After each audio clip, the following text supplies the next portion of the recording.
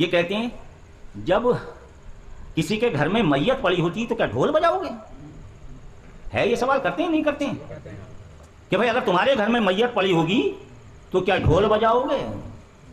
تو اس سے پوچھو کہ خواجہ غریب نواز کا جو وصال ہوا تھا، جو وفات ہوئی تھی، وہ 6 رجب کو ہوئی تھی، پھر 6 رجب کو ڈھولک کیوں بج رہی ہے؟ بات سمجھ میں آ رہی ہے نہیں آ رہی ہے؟ تو کمینے وہاں تو ڈھولک بجوانے پہ کچھ نہیں کہتے اور جھومیں گے جا کے. ہے یہ سچائی ہے یا نہیں ہے کہ ہم حسین علیہ السلام کے لیے اگر ڈھول بجاتے ہیں تو یہ پہلے نمبر پہ تو یہ خوشی کا ڈھول نہیں ہوتا، اعلان کرنے کا ڈھول ہوتا. ٹھیک ہے؟ پہلی چیز آپ یہ بتائیے، جتنے لوگ ہم بیٹھے ہوئے ہیں کوئی نہ کوئی کہیں نہ کہیں کسی نہ کسی سلسلے میں مرید ہوگا، اور اگر مرید نہیں بھی ہوگا، بڑے غور سے سمجھ لیجئے گا، اگر کوئی انسان کسی سلسلے میں مرید نہیں بھی ہوگا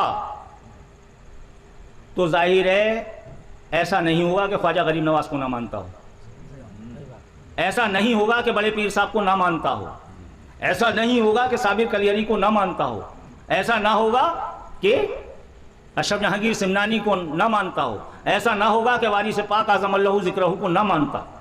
اب میں کس کی بات کر رہا ہوں؟ میں اوروں کی بات نہیں کر رہا، میں اپنی بات کر رہا ہوں. ہے کوئی ایسا ہم میں؟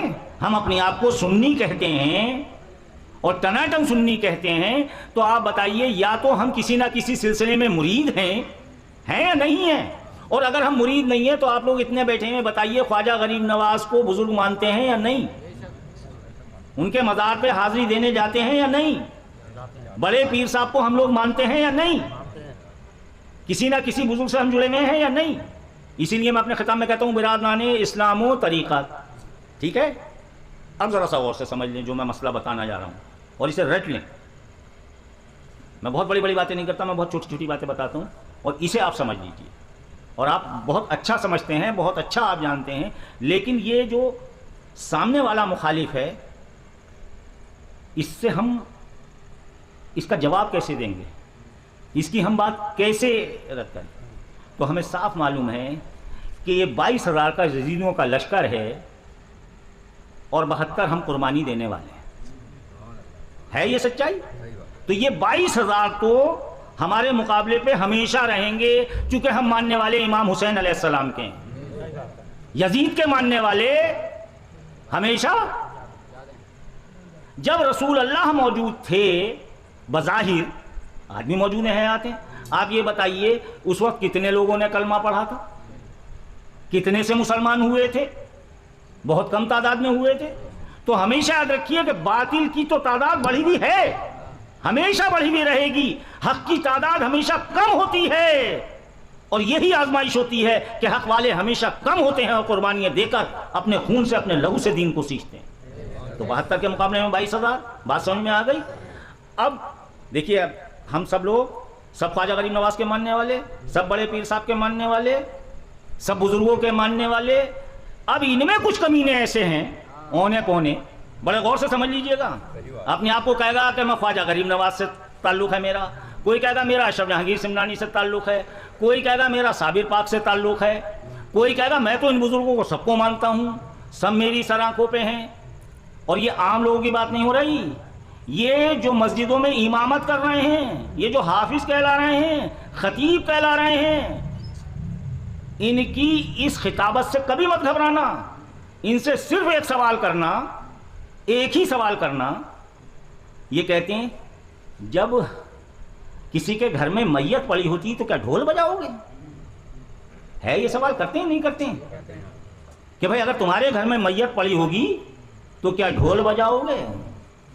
تو اس سے پوچھو کہ خواجہ غریب نواز کا جو وصال ہوا تھا، جو وفات ہوئی تھی، وہ 6 رجب کو ہوئی تھی، پھر 6 رجب کو ڈھولک کیوں بج رہی ہے؟ بات سمجھ میں آ رہی ہے نہیں آ رہی ہے؟ تو کمینے وہاں تو ڈھولک بجوانے پہ کچھ نہیں کہتے اور جھومیں گے جا کے. ہے یہ سچائی ہے یا نہیں ہے؟ اچھا، عرس کسے کہتے ہیں صاحب؟ عرس ہر ایک میں ہوتا ہے. عرس جو ہوتا ہے کب ہوتا ہے؟ عرس کسی بھی ولی کا برسی پہ، بہت عمدہ. عرس کا مطلب برسی.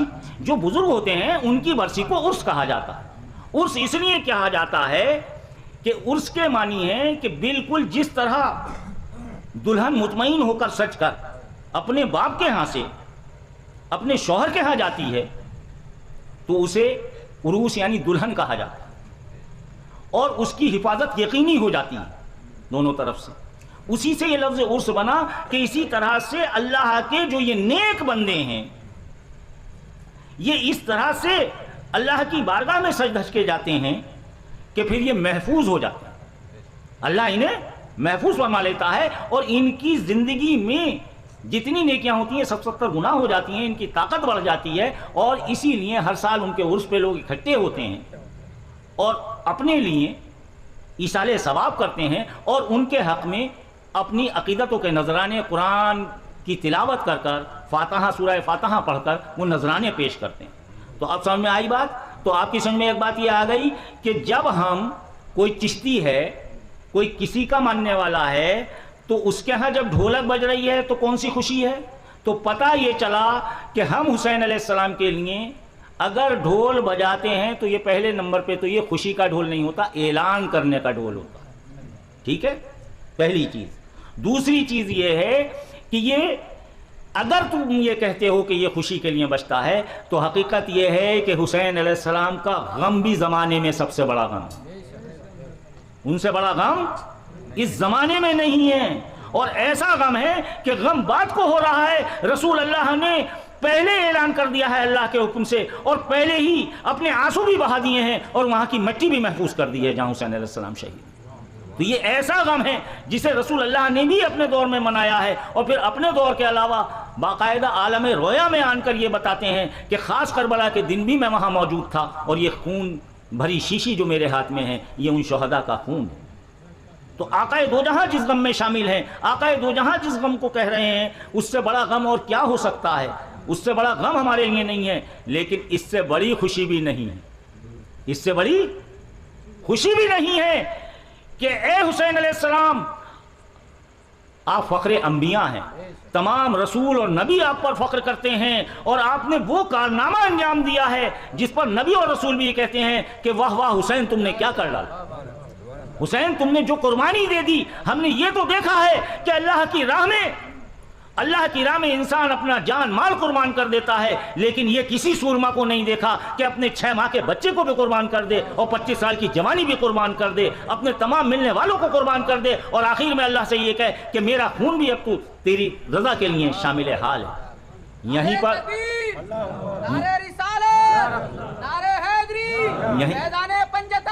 زندہ باد. یہیں پر آنے کے بعد میں خواجہ غریب نواز فرماتے ہیں کارے کے حسین اختیار کر دی،